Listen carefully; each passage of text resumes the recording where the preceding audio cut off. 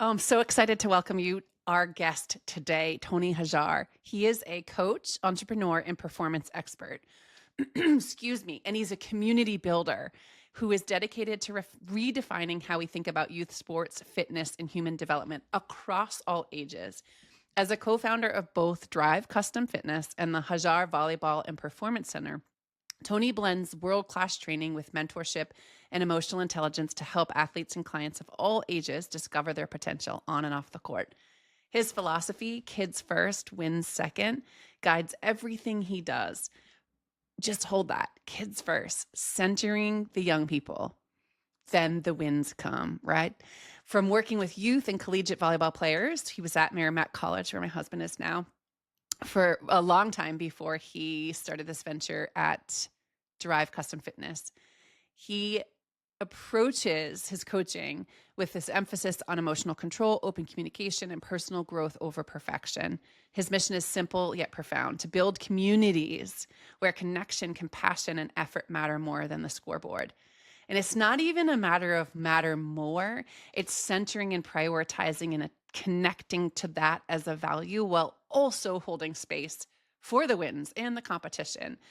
With certifications through AFAA, NASM, YogaFit, Baptist Power Yoga, TRX, lots of different trainings and modalities in his toolbox, and multiple performance and nutrition programs, Tony brings deep expertise and contagious energy to every space he leads. Whether in the gym, on the court, or in conversation, he's helping athletes and the adults in his community at Drive Custom Fitness who guide them find strength through self-awareness and purpose.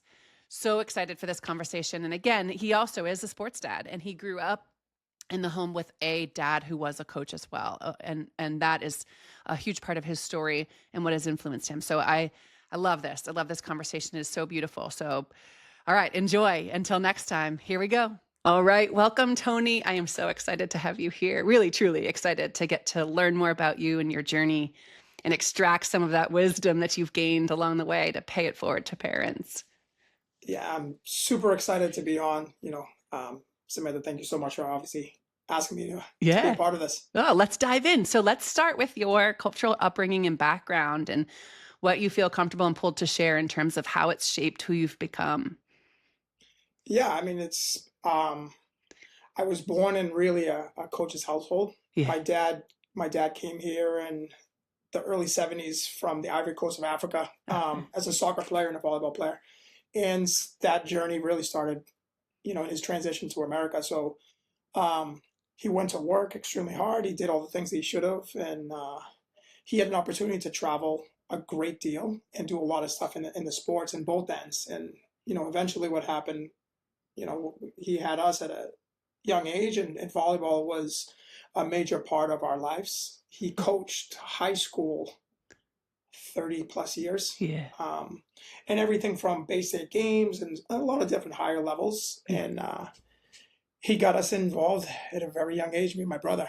And I think I don't ever remember a time us not traveling somewhere to play or not being involved of some sort in that. And I think that journey kind of transitioned to what I'm doing full time now. And it was exciting, but sports as a youth is exciting as long as how it's all put together. It makes an opportunity. It's really cool. Yeah. It started way back. Right. So he came here for his sporting career. That was the vehicle that took him here? How did that? Yeah. Was that part of your life growing up too, as witnessing his journey in sport? Yeah. His family came here, and then that ended up being a great gateway for him, obviously, to find his way here. And then that transition from playing to coaching right away. Yeah. And for 30 years, watching him coaching. So this was something that was always in my blood. And whether it was just, he had a really good knack on making people feel much better about themselves, whether it's at a young age or even the older kids. So that was something that was a non-negotiable. Yeah. This is just how we did it when we were younger. And then it was really cool to see it happen through my course of life. Yeah. But that was a gateway for him to get into everything that he was doing. And why volleyball? 30, 40 years. Yeah. So what was the pull for volleyball? he that was a sport that he was playing back in Africa. Okay. It was soccer and volleyball Yeah. were major sports, and when he came to America, volleyball really was it was something you just did at cookouts, and it wasn't something that was really involved. Totally. And we're talking late 70s, and Mm. then Coach Karai, and there were some other big players that came through and then started to make a name for it on the beach, and Mm. then indoors started to get introduced, and he was already so far ahead of everybody, Mhm. playing wise, that any leagues or teams or anything that he was able to transition to, it became pretty easy. And then I would say even just the knowledge in himself, being so Mm. invested into it for so long, all his coaching careers, he ended up being the #1 most winning coach in the state of Massachusetts. Mm. Titles, and I think just experiencing alone, it was cool. So, but I was born with a volleyball in my hand, so it was Literally. it's pretty cool, and even to this day, it's daily part of my routine. Yeah, So I can't wait to get into that too. So growing up, like, well, two things that you shared that really resonate is his ability, the humans, and connecting with the humans and helping them. Like, I get yeah, even like a little emotional, like helping them feel better. And also this space of the titles, and he won, like the performance piece. And I think sometimes in sport, still to this day, 2025, we think that it's like you got to sacrifice the human piece in order to win and be oh, great. without a question, Yeah. without a question. There's his upbringing with myself and my brother in coaching was never. And I think a lot of parents, we miss this nowadays. It's because the win it's such a big focal point that Hmm. everyone talks about, right? We see recognition and we see accomplishments based off wins and losses a lot of Hmm. times. And that's not necessarily the case. I have girls that I coach at the collegiate level for years and years and years that I'm getting pictures of their kids now and things that I've said in their coaching career. And this could have been on a winning or a losing team. And it was the things that we do for them Hmm. to make them achieve. Because at the end of the day, sports will take us so far. Hmm. So, but to go back to him, yes, the connection that he was able to Yeah. instill in human beings, Hmm. and made everyone feel equal was pretty remarkable. And when you do that, I'm a firm believer that you can get so much more out of athletes. Capability. Hmm. Um, there we hold a lot because we're anyone of any kind of athletic ability, or even entrepreneurs, or anyone that's A type, that we leave a little bit on the table Yeah. because we're possibly nervous that it won't work out the way we want to, right? It's so I think true. athletes do that on a day-to-day basis. Yeah. I see that now, and whether it's training, youth sports, or Mhm. coaching, it's the capability is never hit at full potential because the thought that loss could be there. Yes. So, but yeah, Yes. I think it's being able to connect to these athletes is so important. So 100%. powerful. Oh my goodness. You're climbing right into, like, when you're describing that space, it's like a level of vulnerability of like total exposure to go for it. Right. And there is that like baked in protective, like, gonna hold back a little bit. Oh, Yeah. of course. Yeah. So when you when you were growing up, you played volleyball. Speak into your athletic experience and journey, and then take us into that coaching arc of, like, did you know that was what you were gonna do when you were younger? I never and it's funny if I can kind of go back and I played pretty much every sport that I possibly Mm. could, and I had a little crazy of an upbringing. I was my parents were separated at a young age, Mm. and I moved. I think I was in a different school every year until I went to junior high school. So I moved up and down the East Coast, um, a different school every year, Hmm. and sports in itself were the only connection The that I had to glow. Mm.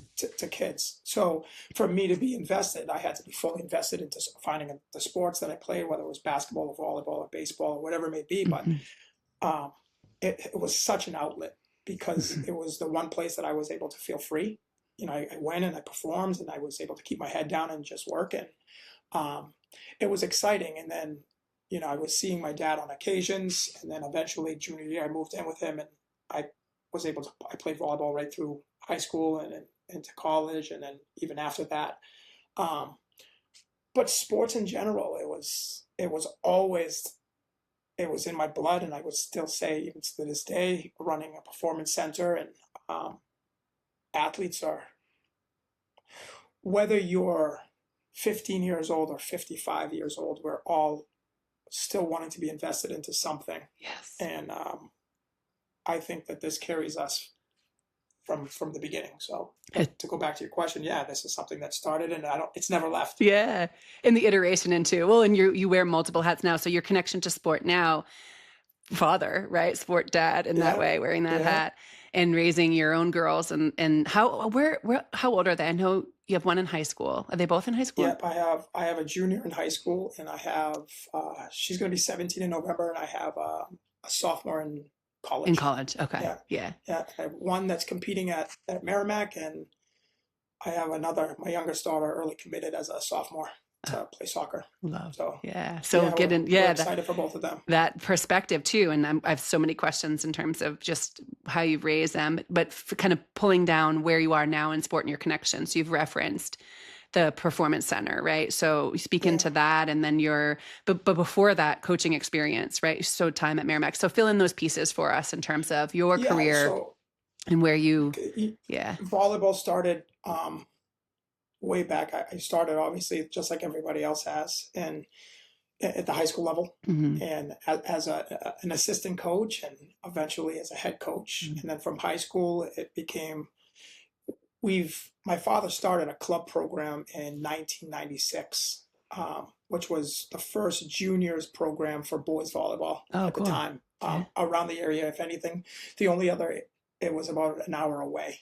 And so I started coaching in that, and at the same time I was in college, so I'm kind of messing around with all of it. And then from there, it just became so addicting, because it was what you can make kids believe would really create performance. What I started to realize is that the mental state at a young age, and even myself, I was always undersized. So performance in myself was like, okay, if it was feasible, if I believed it was feasible, it could possibly become feasible, and then creating the gateways for these athletes. So at the high school level, these kids have so much potential. And in volleyball, what happens is typically kids in volleyball in the Northeast start playing freshman year, 8th grade. There's not a lot of time where they play soccer when they're 5, because that's all available. And so it wasn't like we were getting kids coming in that had all this experience of playing. Once in a while, maybe someone's parent played and they played in the backyard, but so we had to fast track it. The technical end had to be fast tracked, and I loved it so much.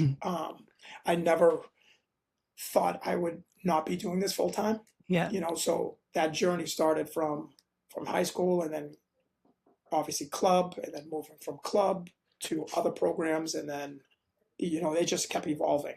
And then opportunities came where I became an assistant coach. I became an assistant coach at Merrimack, and it was absolutely amazing. And then from that assistant coach, we ended up getting to NCAAs. We did so well. Oh, cool. And I never thought I would be anywhere else. That school was a school that I adored. I grew up playing sports there. I pretty much lived on the campus, even though I shouldn't have been. And I ended up getting another job. Now I'm living an hour outside of Boston, and I got a head coaching job at Lesley University in Cambridge. And I, beyond excited, I came home, and I remember telling my wife, "Oh my God, I got this offer. I'm going to be, but I got to go to Cambridge every day."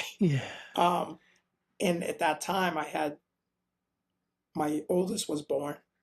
My youngest wasn't there yet, and we have a brand new baby, and I'm working full time, and then coaching, and I was there 1 year, and I took a program in the course of the year, from not making to playoffs to winning the conference. So it was in a perfect time of my life, because at this point is the only thing I wanted to do was coach. And then after winning the conference, Merrimack called me back and asked for me to take on the head coaching job. Oh, wow. Because my predecessor, but the gentleman that was there before, who I still talk to all the time, was resigning. So obviously I jumped on. It was like a dream come true. That's so cool. Coaching is always funny, because you think because you win, you constantly win. And I had a big wake up call as we transitioned, but it was, we did some really amazing things at Merrimack in my tenure there. That's amazing. How long were you there? I was there, I think 12 years. Okay. So yeah, the first 2 years I went on the most intense recruiting journey. Yeah. And I just came off winning a conference after a team that didn't make it to the playoffs, and the year prior at making it to NCAA's, taking on Merrimack, that year before I left, the year that I left, we had I think we broke the record for wins in a season. Oh, wow. So the expectation was, of course, I'm Keep winning. Right? And we're going to win. Yeah, This is yeah, just what we do. And it was the best. To this day, I always say I had a 2-year run where I think I won a total of 8 games. It was the worst 2 seasons of my life, but it brought so much light to how athletes are created and really what the mental state. And I'm really invested into visualization and mental preparation. And I really took a big turn. I had the biggest recruiting season, and we ended up winning 4 games my first year back at Merrimack. Yeah. Right. So the expectation was, okay, I'm going to get fired. And I didn't. Yeah. And the second year we went from, I think it was 4 or 5 wins to like 8. So improvement, but you didn't make the playoffs. Yep. And, but I learned so much, and I invested so much. And what I realized was, although the talent was amazing, there was an edge missing. And my third year, we made playoffs as the 8th seed, so it was a huge accomplishment for us. And we went to the finals. Wow. The 8th seed was the last seed. Yeah. We just made it. We made it on the last day of the season, and we ended up going all the way to the finals. Wow. So it was pretty exciting. And then I could sit here and beyond proud, because my tenure, I believe my girls own every individual stat record. Oh, wow. That the college has. And so to go back and look at that and say, wow, I recruited every single one of those stat holders. Yeah. But I think more importantly, they found a sense of connection, and every single one of all these girls that I had they're in each other's weddings. It was just a lot of good things happen when you win. Yeah. Well, what was the switch? So if we double click on that inner transformation that you were having as you went through that experience of those, like it's easy to say like a season with a losing record. It's like it sounds so concise, but when you're in it and you're like living it and you're in the trenches and rumbling with that expectation that you're wanting to win, like the pain of that, right? Just the discomfort of that. What did you learn? What did you extract from that space? Well, I learned, especially with having young kids, and I've always been one that no matter what I do, to put everything in 100%. But I went through this path in my life where I was like, okay, I'm not around. I'm traveling every weekend, whether it's recruiting or coaching. And the one thing that I found was I was fully invested. But what happens is when you put all your eggs in one basket, the other baskets become empty. So I had to dig a little bit deeper, to the reasoning that I was still going to want to pursue this. Yeah. And I had to make sure that my connections outside of volleyball were filled still.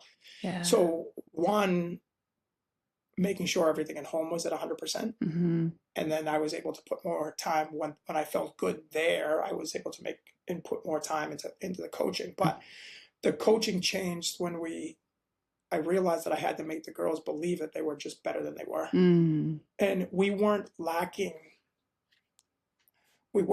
effort.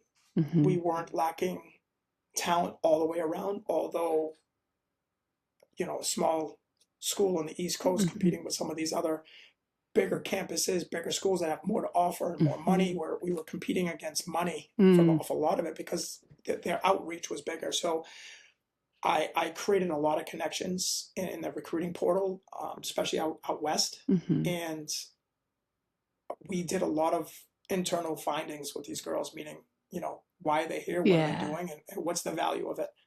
what's the value of volleyball? Yes. And if it walks away tomorrow, are you still okay? Yeah.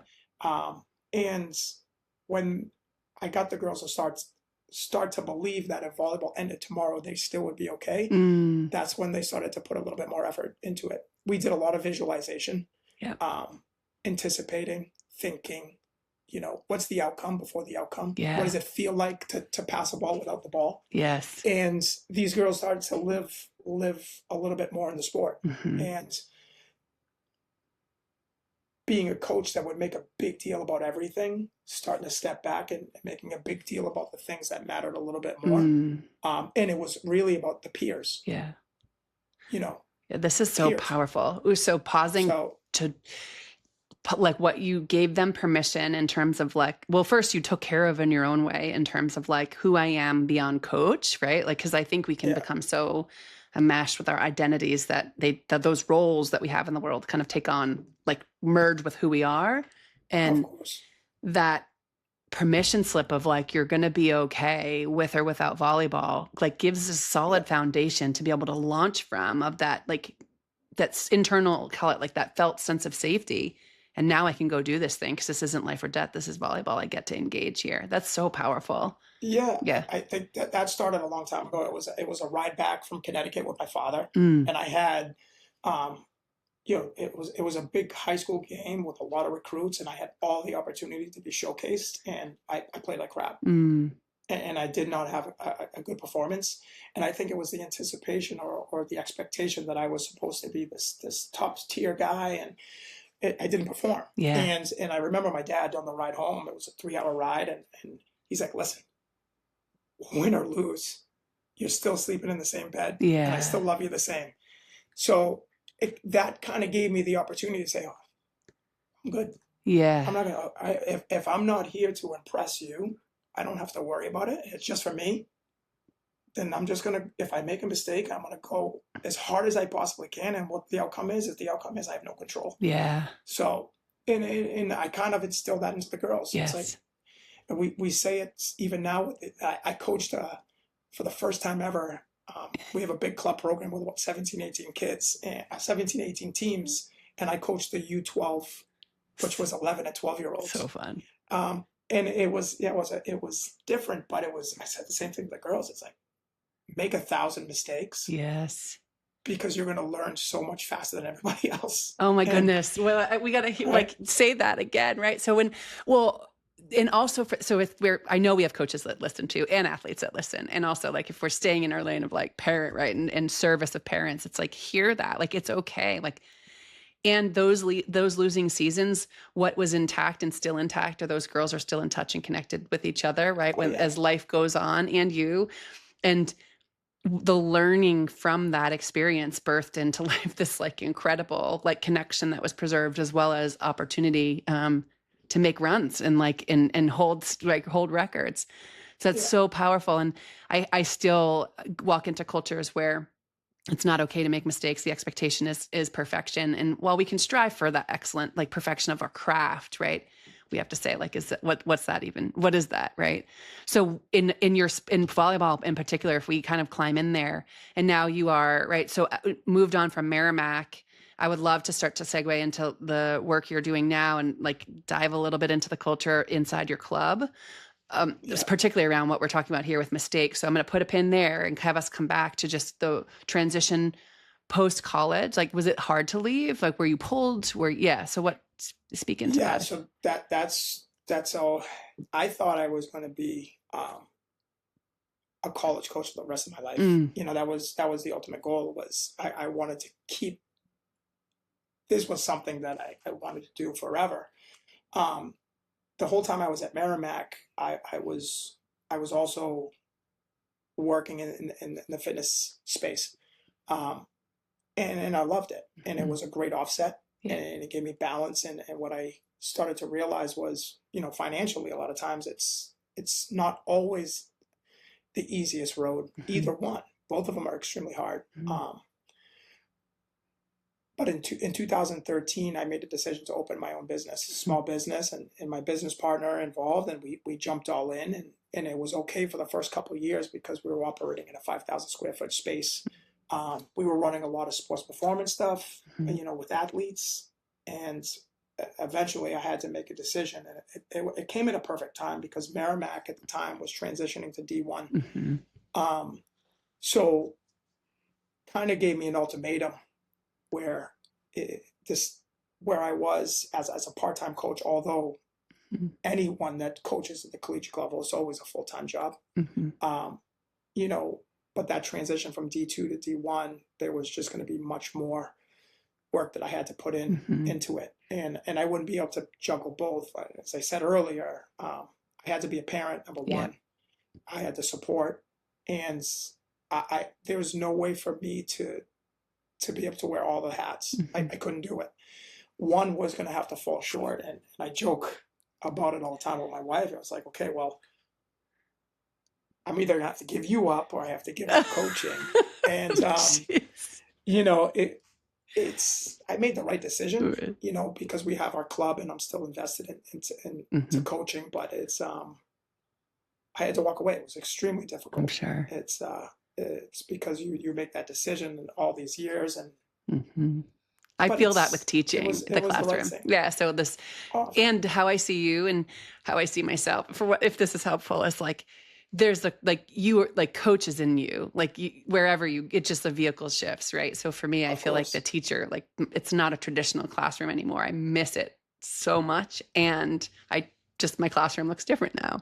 So Yeah. yeah. So speak into your two, so leading Drive. And was that the Yeah. shift that you made at that time? And Yeah. So Drive, like I said, opened up 2013, and I'll be honest, the guts of the business were I wanted to make preseason. Preseason for me was always it was extraordinary because it was in August, Mhm. and I would have girls from all over the country never know each other, and then all of a sudden you're part of this team, Mhm. part of this group, Mhm. and the camaraderie you were able to build within a 3 week span of preseason lasted 4 years Yeah. of college, and because it was something that it was like the unexpected, but Mhm. it was exciting because Mhm. we don't know what's going to happen.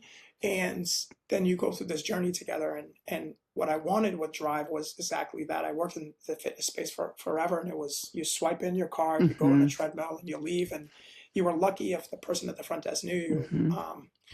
We created studio spaces, and this is back in 2013, well before anyone was doing like major group stuff. Now we Mhm. design everything in house, but we created a community.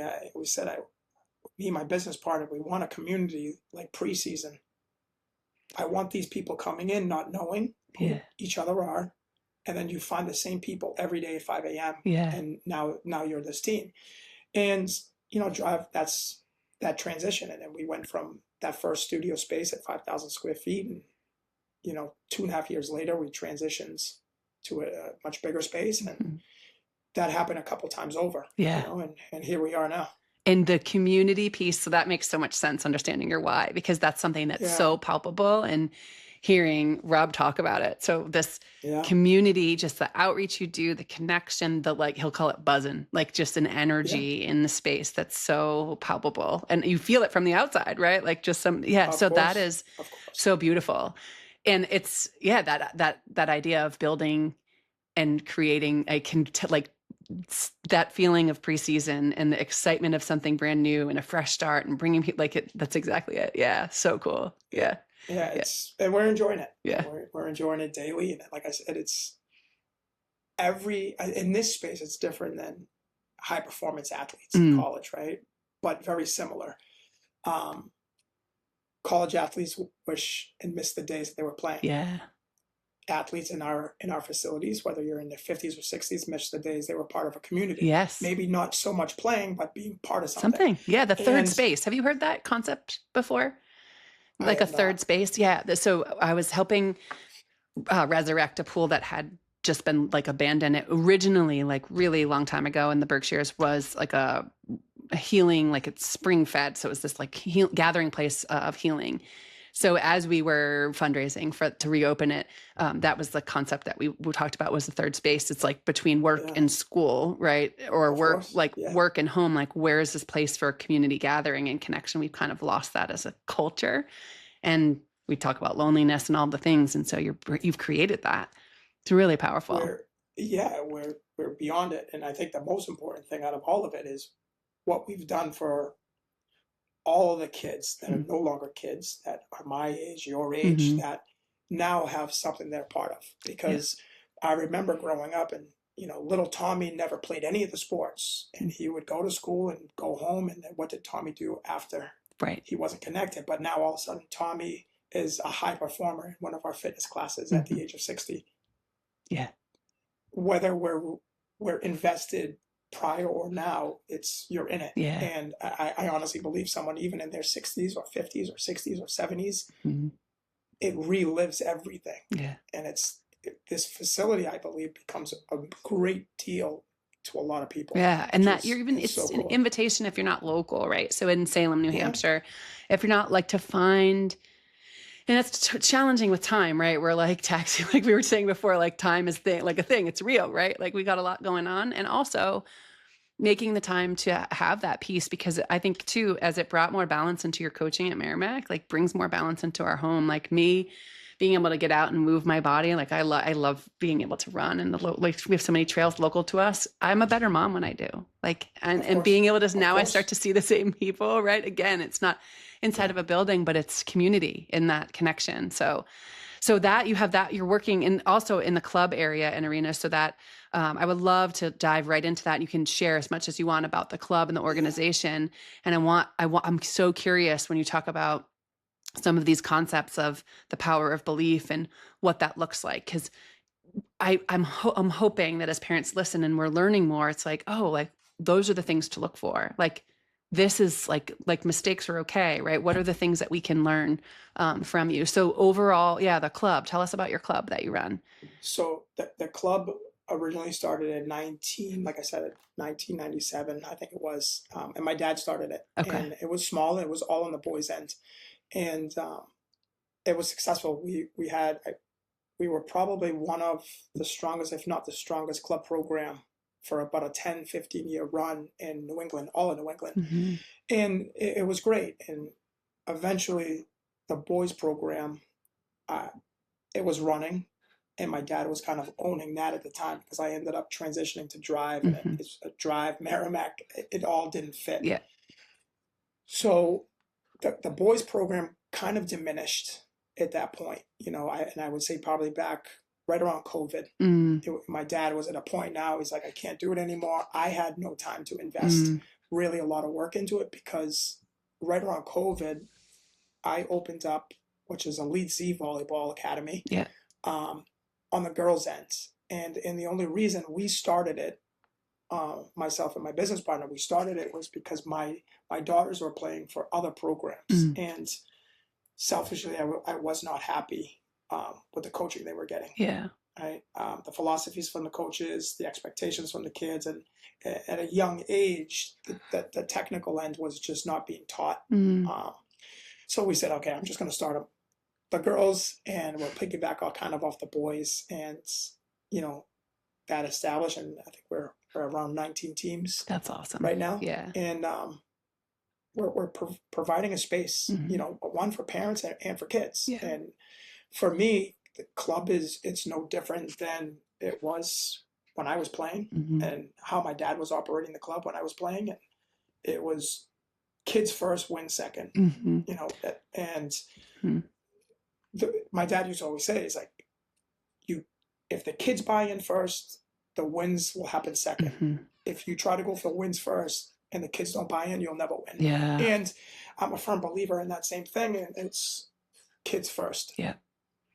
Win second. And what does that mean? It means technical and the tactical end of the sport have to be delivered. Yeah. Even if it's boring. Yeah. Because a lot of times when you're concentrating on the basic, it's extremely boring. I would call that the unsexy stuff. It just isn't, right? It's not TikTok worthy, maybe, right? Then we over concentrate on it, and then we obviously, but then the playing happens and the games happen, and then we're just. Well, do you see the competency built? So the competency building, the mastery of small skills, building the confidence and ability to in the efficacy. Yeah.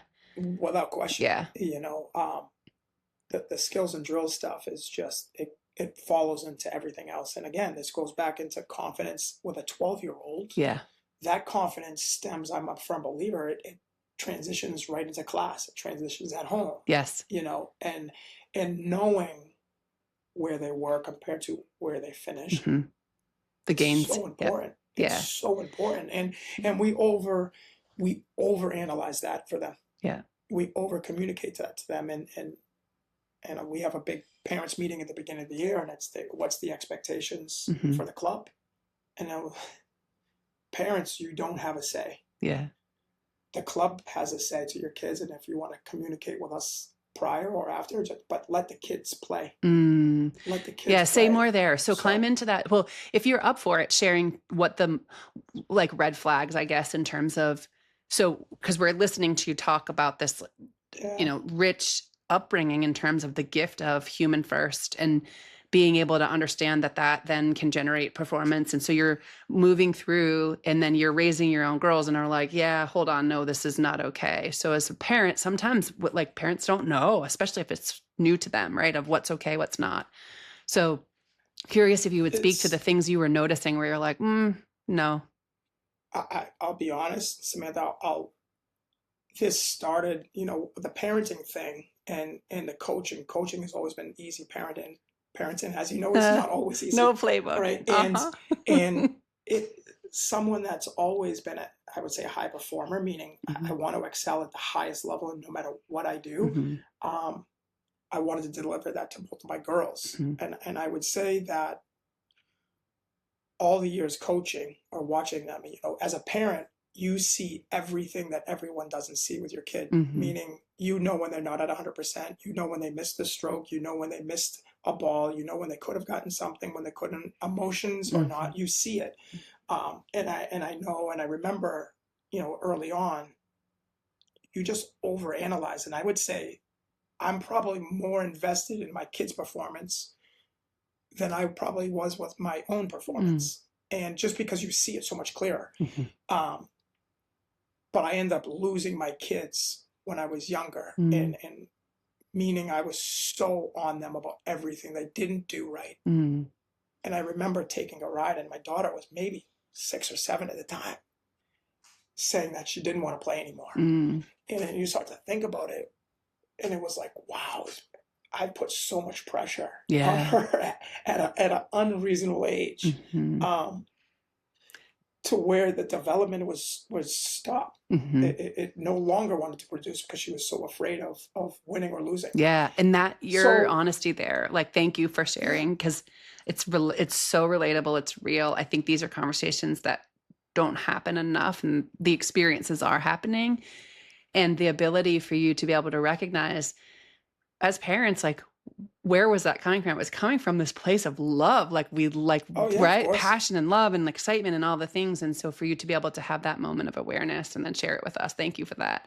And that transition to just a completely different outlook for my own kids and how I have to be now a father first, not a coach. And then on our club, it's the same thing. We try to instill.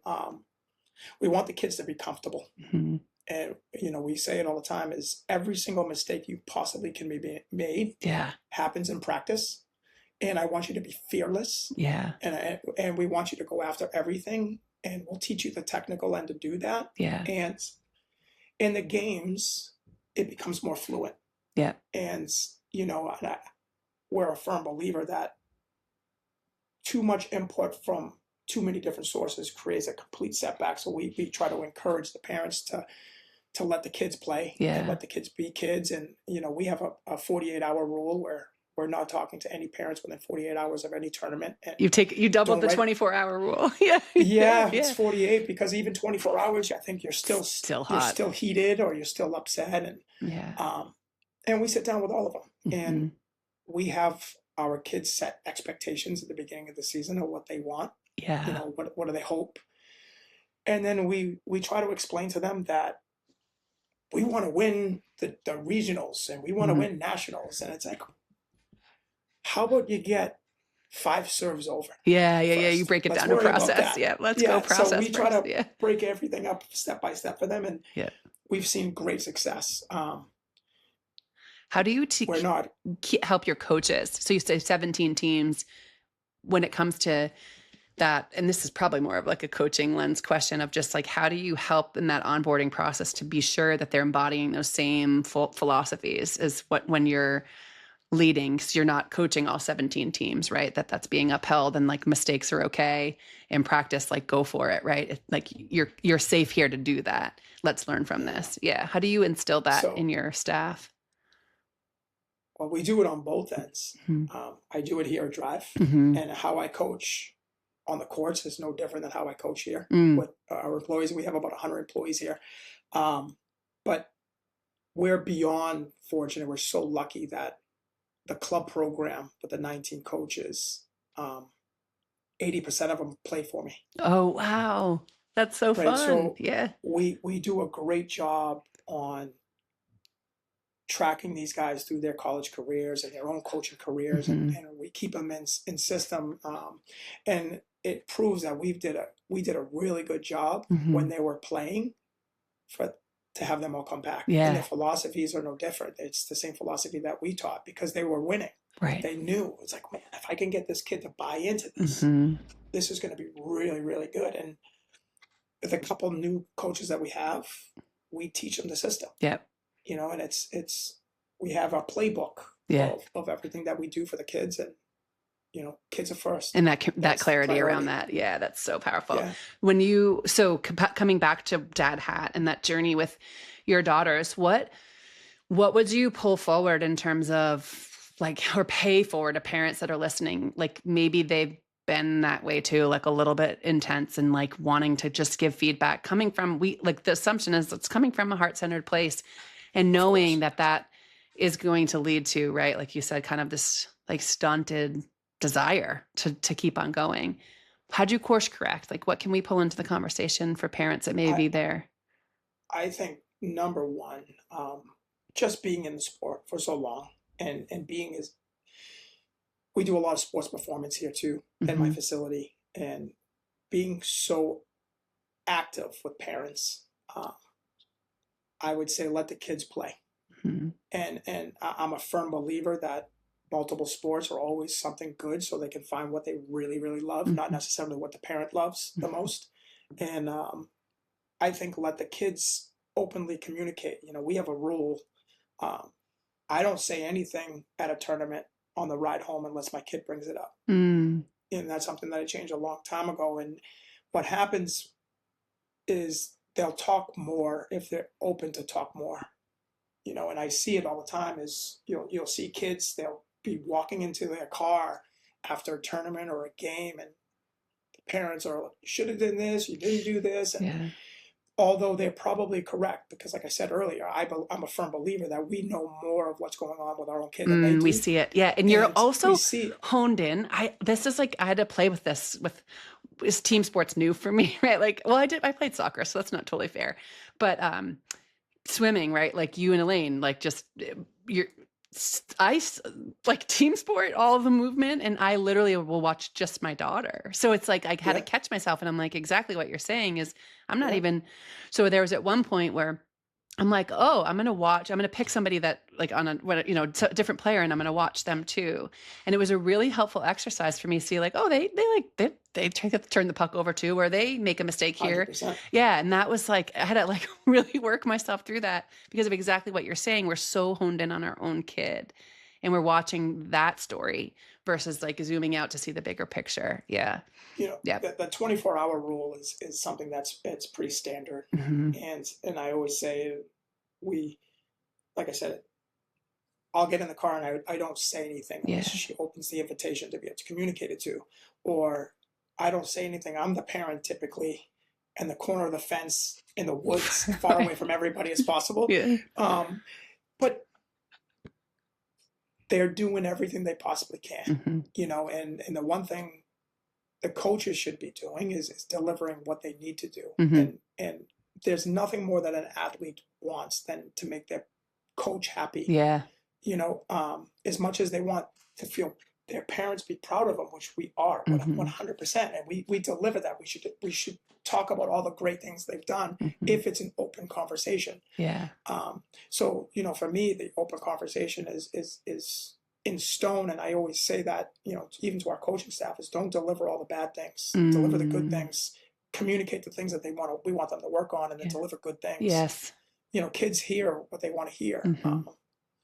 But as a parent, I think the most important thing is to be open-minded that sport is such a small part of their life. Mhm. And I think us as parents being invested in the time that we spend with them Mhm. will be a much greater part of their life if it's comfortable. Yeah. And having them being able to openly communicate, I think is so critical. So like I said, it's my daughter now will vent in a car Mhm. openly, and she'll ask me questions, and I'll say, well, you want the dad hat, or you want the coach's I was hat? gonna say that's Right? that's what we do here with different lanes. I'm like, what version of me do you want right now, or support Yeah. or solution? So, but what I'm hearing you say is space. Like you recognize the need for that space and showing up consistently in that space of like win, lose, played out of their mind, struggled below the line, right? Like no matter what, that there's a consistency in showing up and holding space for them to be able to engage or not It's engage. Yeah. my daughter gets a hug. Mm. My youngest, especially, before every single soccer game since she was 5, Mm. and she plays on an extremely high academy team. She's doing great things, but she comes up and we have a handshake. She gives me before every game. Doesn't matter where she is. Yeah. And I give her a hug after every single game, no matter how she played. Yeah. So, and then that's it. Yeah. And then I'll do my best. I bite my tongue Yeah. half the time. I was going to say, how do you regulate? Because that I think we need to pull back the covers because it can be. My friend Jen was saying she had her whoop on, and her husband's a tennis coach at UT. And she's like, I compared my whoop score to the players, and mine was higher. And she's like, of course. because Tell me about it. yeah, the lack of control, right? Like, so what are helpful strategies that you use in terms of grounding when you are in that space with the parent hat on, like when you're watching your girls play? One, as a parent, will openly communicate prior to a game. Mhm. Hey, what's your expectations? Mm. What are you hoping to get out of this today? And what are you looking for? Mhm. But you can't tell me individual stats, and you can't tell me wins or losses. Mm. So we'll openly communicate about anything to do with not individual stats Mhm. and not wins and losses. Because if you put anything on them that way, then if it doesn't happen, then it's a loss. Yeah. So we talk about controlling emotions and effort all the time. I think that's a critical thing. And I always say to the same, and she's like, well, what's yours? I said, well, I'm not going to scream today at all. And so we have these little things that we kind of talk about. I love before that. the That's so games. humanizing, though. Like you're like, yeah, like I've got my stuff to work on too. Yeah. So you talk I'm about not going to get thrown out. Yeah. Yeah, we talk about that stuff ahead of the game, but I pace. Mhm. As any parent, I pace. And I don't involve, and I'm not saying not to do this, but I don't involve myself really with any of the other parents Mm. during the game. Yeah. I said I kind of stand away is because I don't want to miss an opportunity to see something. Mhm. And I think I'll only get myself in trouble if I'm rah-rahing with everybody else. It's a great like internal monitor. Like, you're not alone in that. I'm at the risk of being called like isolating and same, right? Space. And my dad did that when he watched me swim. He was my coach had nicknames for him because he'd be up there in the corner so far on the bleachers away from other parents. It's the same thing. Yeah. I think, but as far as analyzing, I typically will track on my phone anything that either one of my kids have done great in their games. So that is so powerful. But that lens of looking for the gains and what they did well, that's something with negativity bias we've got to train as people, as humans, the way we're wired, right? So that you're already looking for it is going to change how you see things, and then that you're leaning 100%. into that. Yeah, that's so powerful. if you end up only seeing the bad, you're going to constantly see everything that they're doing And then wrong you get more worked as a up. parent. Mm-hmm. Yeah. Yeah. But I think the biggest thing is when you do have those open conversations, it's making sure that you highlight to the things that they've done well. Yeah. And I think we say it to our own teams. We never tell our kids, we tell them it's one of our major rules is you don't yell at a girl, come on, go get it. Yeah. Because they know. Right. All right. They know. Mm-hmm.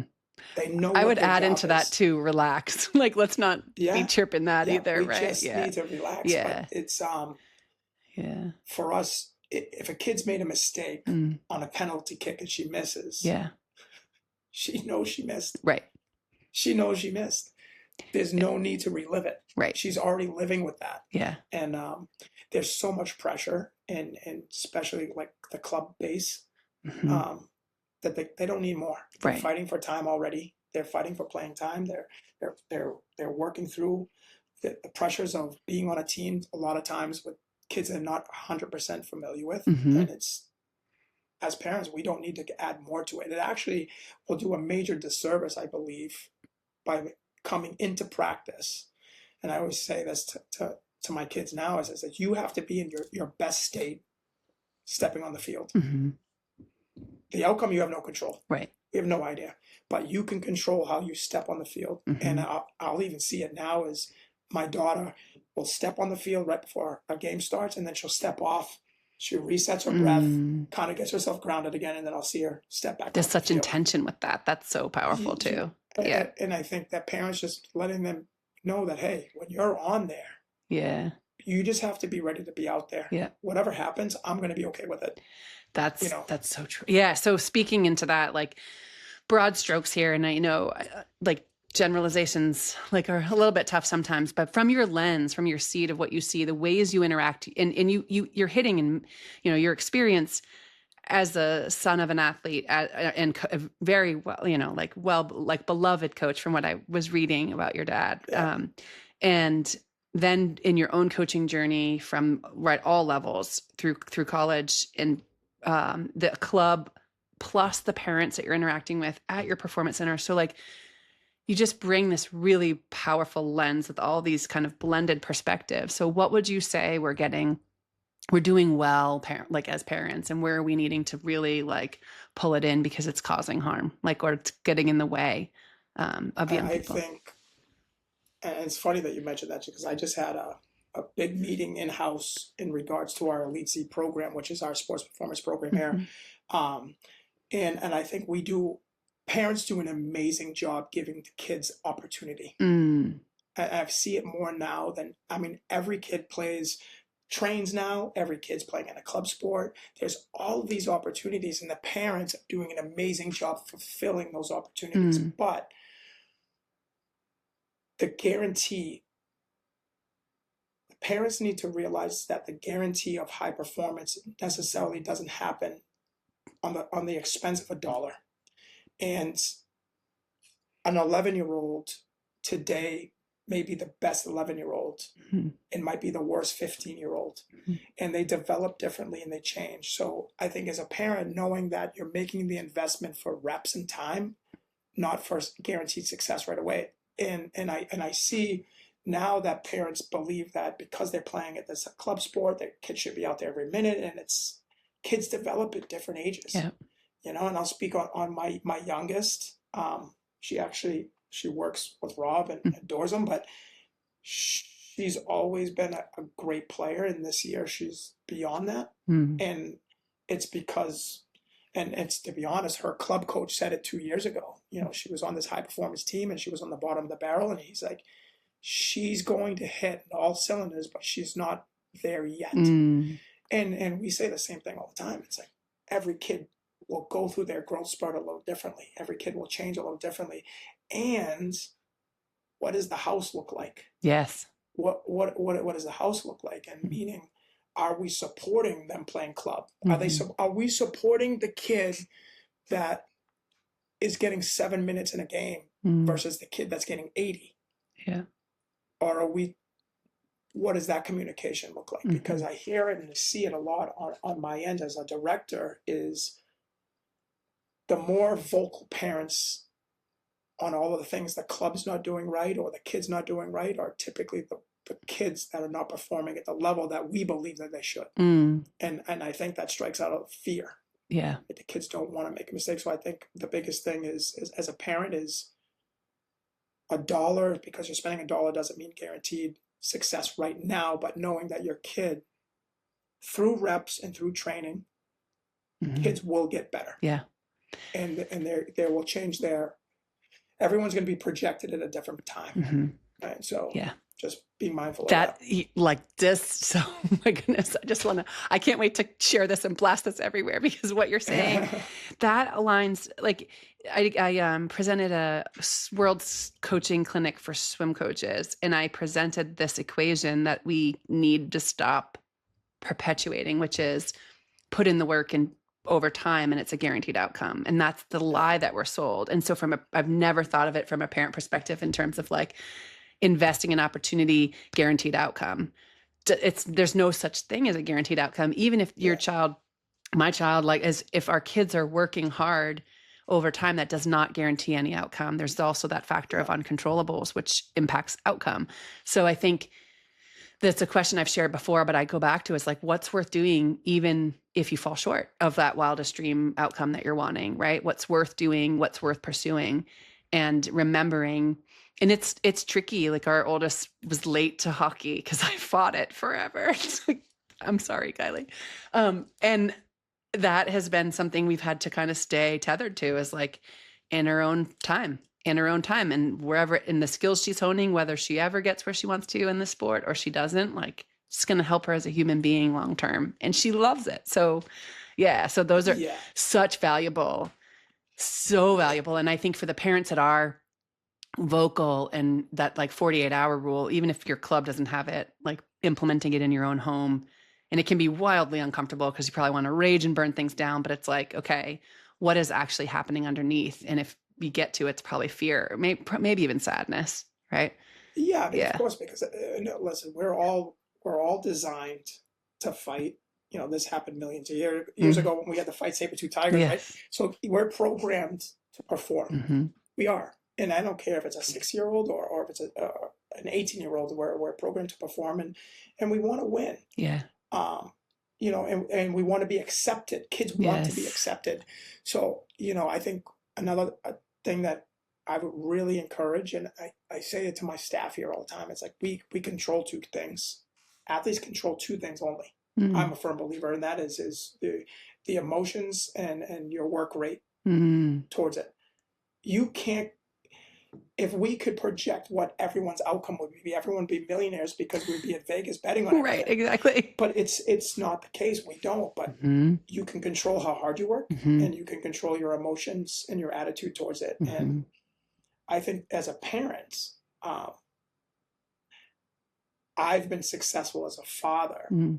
Take away from sports completely, and the relationship I have with my girls is fantastic, is because whatever they're going to go after, I'm okay with it. Yeah. As long as they do it at 100%, with everything full in. Yeah. And I have 2 girls, one that was salutatorian over high school, and the other one that's projected to do the same. We're hands off. Applaud. Yeah. Hard work. Yeah. And we don't talk about the things that they're not doing good. Where do you save that for? Their own introspection and growth, or rely on coaches or teachers? Like, so where does that mirroring? I'm curious. I do my best to push them towards their advisors. You know, and advisors meaning if we tell both of my kids, you know, in sports, right? If my daughter's at Merrimack and has an issue, don't talk to me about it. I'm not your coach. And I tell them all the time, it's a comical joke. It's like, I have 2 hats. I love both of them. Yeah. I love the coach's hat and I love the dad's hat. But I primarily wear the dad's hat in this house. So if you want me to be your coach, I can kind of give you the input, but I would suggest you go talk to their coach. Yeah, so you coach them to turn. I agree. Yeah. Yep. And that skill of turning toward, I think that's a skill set that we could all benefit from as human beings, turning toward hard conversations. Right. But it's the best conversation to as a student athlete to be able to ask the coach, why am I not playing enough, and what do I need to do? Yeah. That resonates way more than if a parent just say, you should be playing Yeah. and blah blah blah blah. It doesn't make any sense. So, and we do it on the academics. Yeah. My daughter wasn't happy with her grade on this test, and she felt the teacher didn't give her the grade she should have because of X. It's like, why are you telling me? Right. So go have a Get conversation. on your email, send an email, ask for a sit down, and then go through it. It's and sure enough, you have an opportunity. You know what's really important in that is helping our kids. And it's one thing to say it intellectually, but they like having them feel it, that feedback's not a threat to their worth. Like that's not an attack on who they are as a human. And I think in working with young people, like that is something that is completely merged together. So if you give me feedback or I make a mistake or I don't perform well, then it's like an attack on me. And then we feel shame, right? So that shame is so powerful. So by being able to like ground, and when you say kid first, human first, like person first, then the work and the achievements academically or on the athletic field, that separation's so important. Yeah, it's critical. Yeah, because we're in a world now where the word no is hard. The word no is hard, and I see it. And if we're not saying no, they believe it's yes. And when things really are a no, and they don't know how to deal with it, yes, kids don't know how to deal with. They don't know how to deal with no. And I think allowing the kids to be more open to go after it, find out your reasoning, and there's nothing more valuable. Yeah. From a coach's standpoint, to say, I have a student athlete coming and asking me, how can I get better? It's like, oh, I love that. Yeah. Because, I mean, and I'll talk as a coach's hat to the parents and say, the more that your kid can ask, the more they want to put investment time. And there's nothing more that we love as coaches to say, this kid really, and then you'll start to see more. It's you'll true. Start to pay attention more because you've given that time in that relationship. Yeah, is Susie going to do it now? Yeah, because I gave her the tools. Yeah, and then all of a sudden, next thing you know, it changes a little bit, I think. Oh, that's so powerful. So, I could keep. I so want to climb into like confidence, and maybe we do a part 2, Tony. Maybe we come circle back. And I'm so grateful. Is there anything I didn't ask you that you wish, like, I wish you'd asked about this, that you want to share? No, I mean, we have all of the resources here. If any of your listeners wanted to pay attention, I do a lot of talks at a lot of different schools, colleges, schools locally. But I think as a parent, it's great, and we want to excel. And I think 20 years ago, sports in general weren't where they are today. And every kid that's a high performer is training, and every kid is playing at a high level. And the amount of club programs that pop up every year in any sport double. Yeah. So everyone's invested, and I think us as parents want our kids to really excel. We have a harder time, and the more that we can be parents, I think, and allow the coaches to do what they're supposed to do, I think that your kids will find a way. They'll find a way to grow. My girls know if she had a terrible game, we don't need to talk about it. We typically do because she's open to vent about it, but it's kid-led. She's leading it. That's a really critical piece that I hear you say. Yeah, we have a small window. A very, very small window as parents. And realistically, if they have 4 years in high school, 4 years in college, and the majority that are playing beyond that are very limited unless they're playing in some kind of club or some kind of rec stuff. But if you have an 8-year window to really invest time, and I'm not talking tots or any of these younger, I'm talking 4 years of high school, 4 years of college to be invested, don't miss an opportunity to see it. Yeah. Because if you spent all your time trying to be the one playing, they won't be on there playing either. So, and I heard it from so many recruits when they have their one-on-ones, that a lot of them have multiple times where they were there because their parents wanted them, and they had no interest in really playing anymore. Yeah. I played 15 years. I really don't want to play anymore. Because the stresses that happen, outside the court or outside the rink or whatever it may be. No, So I've heard that too. yeah. The worst was if I stop, I will get grounded. And I was like, oh, Oh yeah. yeah. And Imagine. to the parents' credit. So like that's the part where we got to like turn back toward our kids and have the space to have them be able to talk to us, because Yep. it might not even be what we're saying. It just might be a story that they, without like tangenting us too much as we close. My dad, when I was at a meet up at Bowdoin, I think I was 16 or so, and I broke like almost all the pool records in the events that I swam, and I got 10 first place and 1 second place, and I come back home and he picks the second place medal up. Now my dad was a football player and a very good one, and that broke me. Like internally, I said nothing. And so we've processed that years later. I held that so deep in my cells, like, oh, I've got to be perfect to be loved. That wasn't how he felt. And so I think sometimes checking in too with our kids to ask them, like, do you want to play? Like, what lights you up about this? And it's okay if you don't, right? Like being able to have that space where you can actually have the dialogue to actually fish out, like, what are they thinking? How are they hearing you? Because you said earlier in our conversation, kids hear, like they might be hearing something different than what you're actually saying. Yeah. Oh, 100%. They always do. It's just, it's part of it. I think another thing that I've instilled in a lot of my athletes and both of my kids too is, and I know it maybe sound a little bit corny, but they kept diaries, which was just a sports diary. And it's in my glove compartment in my truck. And because I would take her to all her practices and all her games, and she would get in every day before a game or a practice and write down, her focuses, her wins or her losses. And then at the end of the game, she would write it in again. It was nothing for me to share. It was nothing for me to read, and if she wanted to share it, but it was for her to get it off her chest. I love that. Yeah. Do you share that with your club? That's beautiful. Yeah, that's a cool, tangible tool. We talk to we talk to a lot of our teams because sometimes there's things that want to be said. Yeah. And anything tangible that you can see. Mm-hmm. I want to go out and have 3 goals today. Yeah. And then you follow up with 2. Mm-hmm. When it's on paper, it's real. Yeah.